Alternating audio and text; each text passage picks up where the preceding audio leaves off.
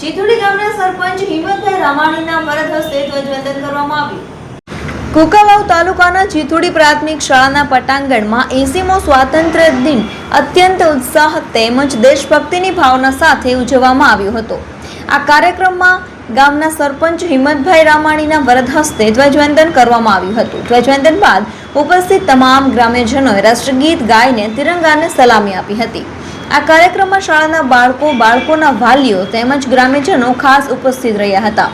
80મો સ્વાતંત્ર્ય પર્વ નિમિત્તે શાળાના આચાર્ય નિલેશભાઈ ઠુમ્મર તેમજ હાલના આચાર્ય દીપાબેન સોઢા તેમજ શાળાના શિક્ષક ભરતભાઈ ગુંડલિયા, સંદીપભાઈ સતાણી, આરતીબેન ગજેરા તેમજ અતુલભાઈ ઠક્કર દ્વારા સુંદર મજાના સાંસ્કૃતિક કાર્યક્રમનું આયોજન કરવામાં આવ્યું હતું।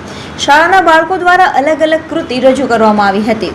આ કાર્યક્રમને સફળ બનાવવા શાળાના આચાર્ય દીપાબેન સોઢા તેમજ શિક્ષક અતુલભાઈ ઠક્કર, ભરતભાઈ ગુંડલિયા, સંદીપભાઈ સતાણી તેમજ આરતીબેન ગજેરાએ ભારત જહેમત ઉઠાવીને કાર્યક્રમને સફળ બનાવ્યો હતો।